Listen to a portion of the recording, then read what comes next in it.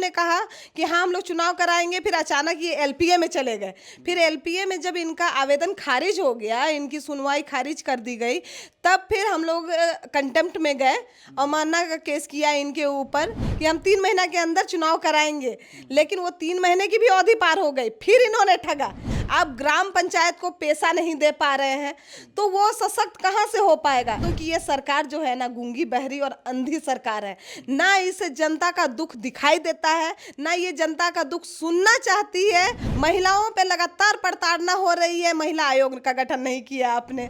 राज्य में स्थानीय निकाय चुनाव ना होने के वजह से शहरों की स्थिति बदहाल है और दुर्दशा देखी जा सकती है। इन तमाम चीजों को लेकर के हमारे साथ में बातचीत करने के लिए रांची से भारतीय जनता पार्टी एसटी मोर्चा के उपाध्यक्ष और पूर्व पार्षद रोशनी खलको जी हैं और इन्होंने अवमानना याचिका दायर किया था अदालत के समक्ष, जिस पर सुनवाई चल रही है। क्या कुछ कारण है, हम तमाम बिंदुओं पर बात करते हैं। आइए इनसे जुड़ते हैं। आपने अवमानना याचिका कब दायर की थी, उसके बाद कितना समय लग गया और क्या अब भी इंतजार कर रही हैं या अगला स्टेप कुछ और होने वाला है? देखिए, अवमानना याचिका तो बाद में हुई। पहले तो मैंने याचिका दायर किया था 2023 में। मैं आपको बता दूं, अप्रैल के महीने में जब हम लोगों का कार्यकाल खत्म हुआ, उसके तुरंत बाद ही हम लोगों ने याचिका दायर किया था। फिर हम लोगों को 1 साल के बाद 2024 में माननीय उच्च न्यायालय के द्वारा आदेश आ गया कि अब चुनाव कराना चाहिए सरकार को और करानी ही होगी। तो देखिए जनता को कैसे ये लोग ठगते हैं। उस वक्त भी इन्होंने कहा कि हाँ हम लोग चुनाव कराएंगे, फिर अचानक ये एलपीए में चले गए। फिर एलपीए में जब इनका आवेदन खारिज हो गया, इनकी सुनवाई खारिज कर दी गई, तब फिर हम लोग कंटेम्प्ट में गए, अवमानना का केस किया इनके ऊपर। फिर उसके बाद लगातार 2024 के बाद ये चलता और आज तक सुनवाई हो रही है कि उन्होंने कोर्ट का अवमानना किया। कोर्ट ने उन्हें बहुत सख्त निर्देश दिया कि नहीं, आपको चुनाव कराना होगा। आप कोर्ट का भी अवहेलना कर रहे हैं, जनता को तो ठग ही रहे हैं, कोर्ट का भी आदेश का अवहेलना कर रहे हैं। तब इन्होंने कहा कि बाधित होकर इन्होंने कहा कि हाँ हम चुनाव कराएंगे, और फिर इन्होंने कहा कि हम 3 महीने के अंदर, खुद एफिडेविट डाला कि हम 3 महीना के अंदर चुनाव कराएंगे। लेकिन वो 3 महीने की भी अवधि पार हो गई, फिर इन्होंने ठगा। फिर कोर्ट सख्त हुए इनके ऊपर। फिर जब इनके सेक्रेटरी और जितनी भी तंत्र होते हैं इस पे, राज्य निर्वाचन और राज्य सरकार का जो भी सेक्रेटरी वगैरह होते हैं, सारे लोगों को सशरीर बुलाया गया और फिर उनसे एफिडेविट लिया गया कि आप अब एक्यूरेट डेट बताइए कि आप चुनाव कब कराना चाहते हैं। तो इन्होंने कहा कि हम ट्रिपल टेस्ट के बाद कराएंगे।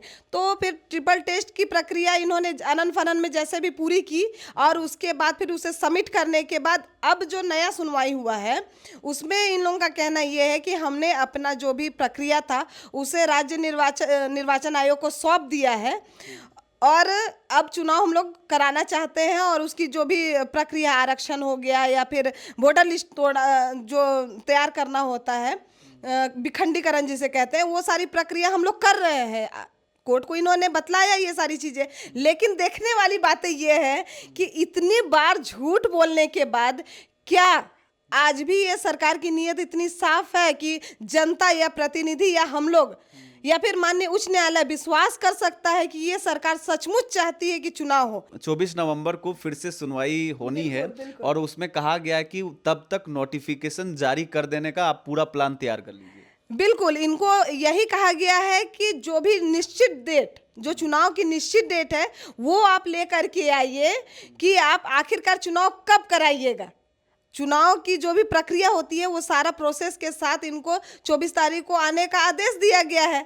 तो मैं इसीलिए कह रही हूँ कि इनकी नीयत अगर साफ होगी तो उस दिन सचमुच हमको लगता है कि अगर नीयत साफ होगी, अगर इसका शब्द का इस्तेमाल इसलिए मैं कर रही हूँ क्योंकि इनकी मंशा कभी साफ नहीं रही है। लगातार कोर्ट को भी ठगाने का काम किया है, जनप्रतिनिधियों को भी ठगने का काम किया है और जनता को तो ठग ही रहे हैं आज तक। अच्छा मैम, आपको क्या लगता है, क्योंकि राज्य में इनकी सरकार है, ये महत्वाकांक्षी योजनाएं चला रहे हैं, दावे के साथ कह रहे हैं कि हम जनता को वो सारी सुख सुविधाएं देने में सफल हैं, ऐसे में राजनीतिक रूप से शहरों की जो व्यवस्था है, लोकतांत्रिक व्यवस्था है, उसमें थोड़ी कमी, निकाय की चुनाव ना कराना क्या रेखांकित करता है? आपके संक्षिप्त में बताएंगे क्या कारण आपको लग रहा है? देखिए, ये सरकार पूरी तरह से फेलियर है, मैं ये कहना चाहती हूँ।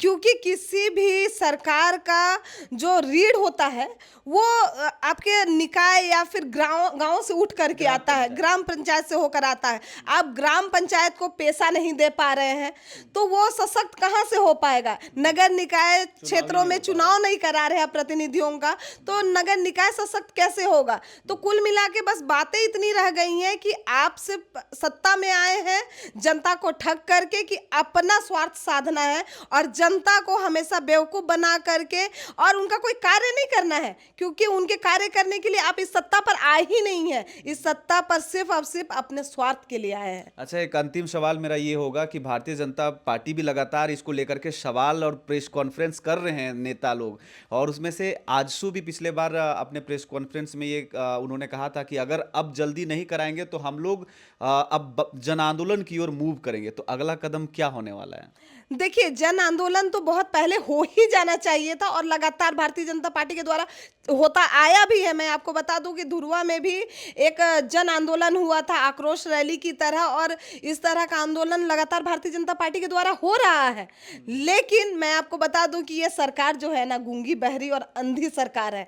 ना इसे जनता का दुख दिखाई देता है, ना ये जनता का दुख सुनना चाहती है।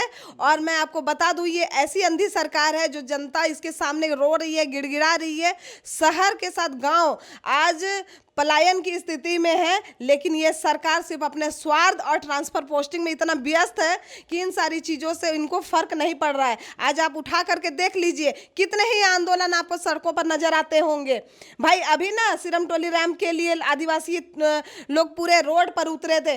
अभी लोग अपने हक अधिकार के लिए आपको मोराबादी में बैठे मिले थे, बहुत सारे पुलिस वाले लोग मिले थे, जल सहिया लोग आपको मिल रहे हैं। यहाँ तक कि आपको जो आंगनबाड़ी सेविका है, जो छोटे छोटे काम करके जनता को जनहित का कार्य जो उनको मुहैया कराते हैं, कर्मी है, क्या अनुबंध कर्मी है, बहुत सारे ऐसे लोग हैं।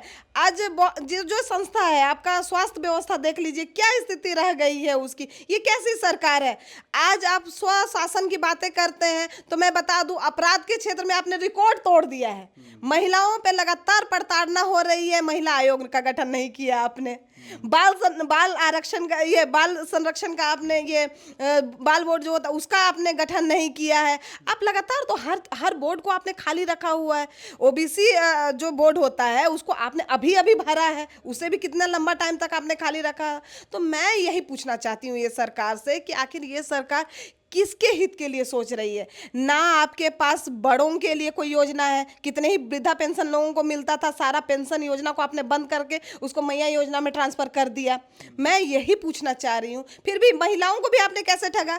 कुछ महिलाओं को मिल रहा है, कुछ महिलाओं को नहीं। जब आपने चुनाव के टाइम में कहा कि हम सभी को देंगे महिला सम्मान, सभी महिलाओं को सम्मान देंगे और सभी महिलाओं को इस योजना का लाभ देंगे मैया सम्मान योजना के तहत, तो क्यों नहीं दे रहे हैं? चलिए, ये थोड़ा सा हम लोग मुद्दे से भटक जा रहे हैं, लेकिन हम लोग से भटक नहीं रहे भैया। मैं एकदम स्पष्ट, मेरा कहना ये है कि ये सरकार ना तो गांव की है और ना ही शहर की है, क्योंकि इन्होंने पेशा एक्ट को रोक करके, पेशा कानून को रोक करके गांव को तो प्रताड़ित कर ही रहे हैं, गांव को उसका अधिकार नहीं दे रहे हैं।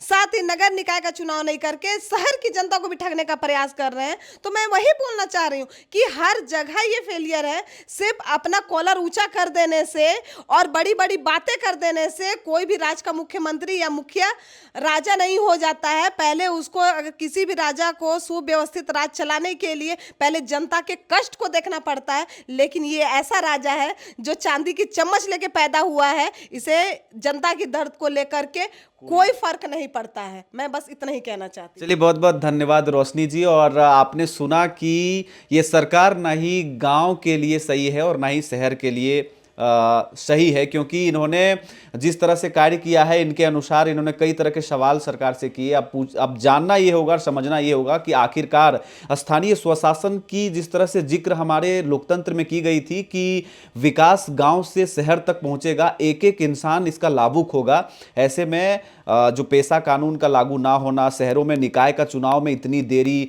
रांची में 2-3 साल तक इंतजार करना, आप शहरों की स्थिति देख सकते हैं। आप देख सकते हैं कि 5 5-5 साल तक जो अन्य शहर हैं वहां तो कुछ है ही नहीं, कोई व्यवस्था नाम का चीज नहीं है। ऐसे में एक सवालिया निशान खड़ा होता है सरकार के रवैये पर। ये क्या राजनीतिक स्टंट है या एक जानबूझकर की जाने वाली देरी है? अब इससे क्या लाभ मिल रहा है राज्य सरकार को, यह कहना मुश्किल है। आपको कैसा लगा इनके बातचीत से? आप कितना सहमत है मुझे कमेंट करके जरूर बताएं। मेरा नाम है रवि भास्कर और आप देख रहे हैं ओंकार झारखंड।